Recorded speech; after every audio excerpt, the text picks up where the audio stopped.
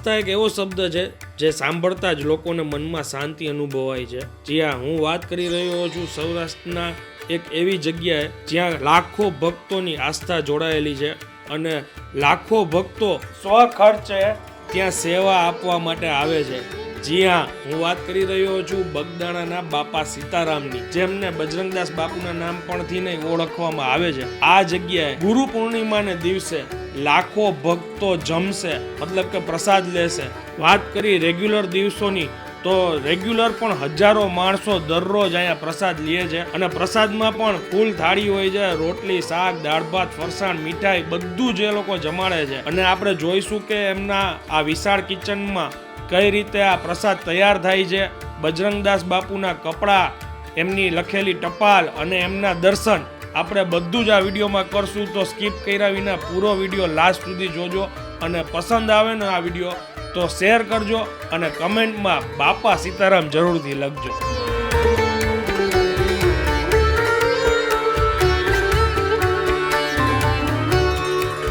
અંદર એન્ટર થાવ ને એટલે બૂટ ચપ્પલનું સુવિધા રાખેલી છે. ત્યાં ચપ્પલ ઉતારવાના હોય છે. પછી સાહેબ આ મંદિર ઉપર ધજા છે ને અહીંયા ધજા છે, એનો મતલબ શું છે? મંદિર ઉપર તો ધજાદંડ હોય જ, તે શિખરબંધ મંદિર હોય ને ત્યાં આ ધજાદંડ છે ને, એટલે એનો મતલબ એવો છે કે અહીંયા અન્નપૂર્ણા હરિહરના આકલા પડે છે, અન્નપૂર્ણા માનો વાસ છે. મંદિરમાં એન્ટર થાય એટલે જમણી બાજુ કાર્યાલય છે, ત્યાંથી અમે પરમિશન લઈને અત્યારે અંદર શૂટ કરી છે. ડાબી બાજુ જોવો છો તો ત્યાં ચાનો પ્રસાદ ચાલુ હોય છે. આ કેટલો આમનો ટાઈમિંગ હું બતાવી દઈશ વિડીયોમાં, છતાંય આ 24 કલાક જેવું ચાલુ રહે. 24 કલાક ચાલુ રહે. પછી વાં પીવાનું પાણીની વ્યવસ્થા છે, ઓલી બાજુ પગ હાથ પગ મોઢું ધોવાની વ્યવસ્થા છે, ઠંડુ પાણી પીવું હોય તો બી છે. અને આ બાજુ જોઈએ તો કાલ ભૈરવનું મંદિર છે, આ બાજુ અન્નપૂર્ણામાનું મંદિર છે અને સામે મેઇન બાપાના દર્શન થાય છે એમ ને? હા, ત્યાં બાપા હયાતીમાં હતા ત્યારે ત્યાં બિરાજતા, ત્યાં જ એમનો રહેવાસ હતો. અચ્છા, એટલે ત્યાં ગાદી મંદિર કહેવાય છે. ઓકે. આ દર્શન કેટલા વાગ્યા સુધી ચાલુ હોય છે? દર્શન રાતે 11 વાગ્યા સુધી, સવારે 4 વાગ્યાથી લઈને રાત્રે 11 વાગ્યા સુધી. બરાબર. તમને જાણીને આનંદ થશે કે આખા વિશ્વનું, ભારતનું રામનું શિખરબંધ રામ દરબારનું મંદિર હોય તો એ પેલું બગદાણા ગુરુ આશ્રમનું હતું. હવે બીજા નંબર ઉપર છે, પેલું અયોધ્યાનું રામ મંદિર. વાહ. બાપાની બંડી છે, એમના ગોદડા, ગાદલા, જેકેટ, ચાની કીટલી, એમને લાકડી. બાપાએ જે તે સમયે જે બી મની ઓર્ડર કે ચિઠ્ઠી લખી હતી તો એનો એક પુરાવા તરીકે એક પત્ર છે. આ ચેતન ધૂણો છે. આ બાપા જ્યારે અહીંયા વાસ કરતા ત્યારે ચેતન ધૂણો જે પ્રગટાવેલો એ અખંડ ચેતન ધૂણો છે અને ત્યાં અખંડ દીપ છે. બરાબર. આમ જનરલી એવું હોય કે સાધુ સમાજનો એવો નિયમ છે કે જ્યારે સાધુ પુરુષનો દેહ શાંત થાય એટલે એમને નોર્મલી સમાધિ આપતા હોય, પણ બાપાની ઈચ્છા એવી હતી કે એમને સમાધિ નહીં આપીને એમને અગ્નિ સંસ્કાર આપે, એટલે આ જગ્યા ઉપર અગ્નિ સંસ્કાર આપેલા હતા. એટલે આ એમની સ્મૃતિરૂપ એક સમાધિ મંદિર છે. ઓકે. બાપા સીતારામ નામથી ઓળખાય છે, સાચું નામ બજરંગદાસ બાપુ છે? બજરંગદાસ બાપુ. અને બાપાના ઈષ્ટદેવ રામચંદ્રજી ભગવાન. ઓકે. આપણને સૌને આનંદ એટલે થાય ગુરુ મહારાજને ઈષ્ટદેવ પ્રત્યે એમને કેટલી શ્રદ્ધા, કેટલો ભાવ છે કે અહીંયાનું જે આ મૂર્તિ મંદિર જે પ્રાણ પ્રતિષ્ઠા થઈ ને એ 18 જાન્યુઆરીથી 23 જાન્યુઆરી સુધીની હતી અને જે રામ ભગવાનનું અયોધ્યામાં રામ મંદિર બન્યું એ બી 21 જાન્યુઆરીએ બન્યું એમ. એટલે એ સંયોગ તમે જુઓ, આ સીબી સોમપુરાએ બનાવેલું છે આ મંદિરનો પ્લાન આખો, અને એ રામ મંદિરનો પ્લાન પણ સીબી સોમપુરાએ જ બનાવેલો. એટલે આ બધા સહયોગ ભેગા થાય. અને ત્યાં સૌથી પહેલું રસોડું અન્ન ક્ષેત્ર ગુરુ આશ્રમ બગદાણાનું ચાલુ થયું હતું અયોધ્યામાં. અને આ પરિસરમાં તમને આ આખા તમે અંદર જે આવ્યા ગેટમાંથી ત્યાંથી લઈને આ પરિસરમાં જેટલા તમને મોટા વૃક્ષો દેખાય છે બધા બાપા એમના હાથે રોપેલા છે. બાપાની ગાડી છે, બાપા જ્યારે હયાત હતા ત્યારે ક્યાંય બી સફર કરવાનો હોય તો આ ગાડીમાં કરતા. અચ્છા. આ બધા ભજન ગાય છે આ બધા? હા, સત્સંગ કરે છે, બધા મહિલા મંડળો છે. અહીંયા ઘઉં ને અનાજ જેટલું બી છે એ સાફ કરે. આ બધા વારામાં આવે અને સ્વખર્ચે આવે, બધા પોતાના ખર્ચે આવીને અહીંયા સેવા આપે. બધાના પોતાના ખર્ચે આવીને અહીંયા સેવા આપે. બધા અલગ અલગ ગામોના અલગ અલગ સત્સંગ મંડળના મંડળો છે. તો આનંદભાઈ આપણે રસોડું છે, સફાઈમાં જ ઘણા બધા લોકો છે. આ બધા તમે જોવો છો ને 1000 થી 1500 જણા છે ને સેવા કરવા વાળા જ હોય છે. 20 થી 25 મંડળ છે. એટલે આ જો બટેટા બધા છૂટા પાડવામાં આવે છે, પછી એને ધોઈ સાફ કરી છાલ ઉતારી અને કમ્પ્લીટ કરવામાં આવે છે. તમારું નામ સાહેબ? મારું નામ છે નટુભાઈ. તમે અહીંયા કેટલા વર્ષથી સેવા આપો? 25 વર્ષથી નોકરી કરું છું. હે જોબ જ કરો છો અહીંયા? ટાઈમિંગ શું હોય તમારો? 7 થી 8. ઓકે. અત્યારે આજે પ્રસાદમાં શું બને છે? દાળ ભાત શાક, બપોરે દાળ ભાત શાક, સાંજે કઢી ખીચડી શાક, રોટલી. ડેઈલી આજ મેનુ ડેઈલી આજ મેનુ. અને શાકમાંની સેમ જ મેનુ હોય કે ફરતું રહે છે? રીંગણા બટાકા, કાલી બટાકા. હા, એ રીતના ફરતું રહેતું હોય. હવે આજે જે અમે આવ્યા છીએ આડો દિવસ છે, તો આજે બને છે એ અંદાજે કેટલું બને? 15,000. 15,000 લોકોનું રસોઈ બને છે અત્યારે. આડા દિવસની. ઓકે. પછી શનિ રવિની 25-30,000. હા, અને દર પૂનમે 1 લાખની આસપાસ. 1 લાખ લોકો જમે 1 લાખ. અને અહીંયા જ બને બધું? અહીંયા જ બને. દાળ આ સાઈડ પર બને, દાળ ભાત શાક આ બાજુ.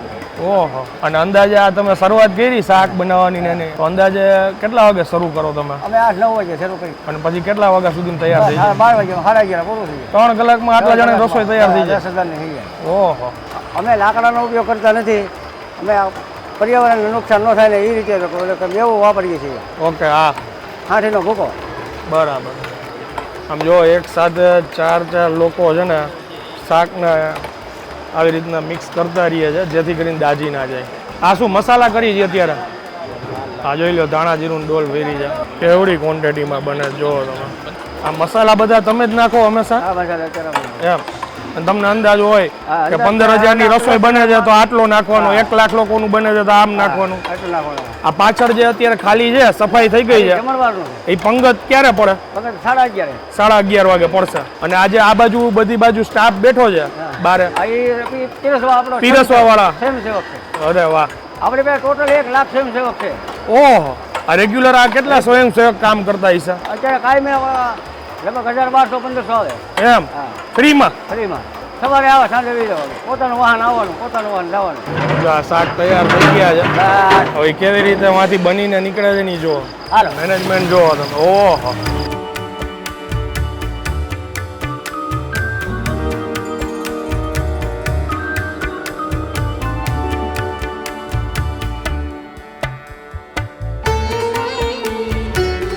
આ ફરસાણ તૈયાર થાય છે, ભાવનગરી ગાંઠિયા જેને કહેવાય છે. આ જોયું ભાઈ, વણેલા હાથેથી કેવી રીતે કાઢે છે ગાંઠિયા. આખરી વસ્તુ તાપ તમે જોવો આ ચોકીઓ છે ગાંઠિયાની, એમાં કાઢતા જાય છે જેમ જેમ બનતા જાય છે ને. કે આ રેગ્યુલર દિવસ છે. આજે અમે શૂટ કરી છે, 15,000 લોકોનું બને છે. વિચાર કરો કે આ અત્યારે 3 ખાલી છે, 2 ભરી છે, 3 બીજી ભરવાની છે. 1 લાખ લોકોનું જ્યારે બનતું હોય પૂનમમાં, ત્યારે કેટલું આ સામાન હશે, સામગ્રી હશે. આ બાજુ કોઠાર રૂમ છે, જો લખ્યું.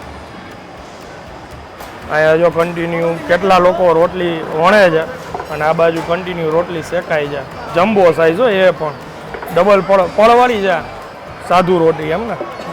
આ કયા લાડુ છે? આપણે અત્યારે જે લાડુ બનાવ્યા છે એ પણ જાડો લોટ આવે બેસનનો. ઓકે.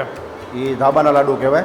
હા. અને અમારે આ આડે દિવસના લાડુ છે, રનિંગ લાડુ કહેવાય. અંદાજે આ કેટલા લાડુ હશે? આ 25 મણ લોટના લાડુ આજે રેગ્યુલર હોય? હા, રેગ્યુલર. તો જેમ એમ કહે છે કે 1 લાખ લોકો પૂનમના દિવસે હોય, તો ત્યારે લાડુની ક્વોન્ટિટી કેટલી હશે? પૂનમના દિવસે 50 મણના લોટના લાડુ હોય. ઓહો. આ બધું તૈયાર કરીને કેવી તૈયારી? રોજ આવડી તૈયારી ચાલુ હોય? હા, 2 દિવસે ને 2 દિવસે.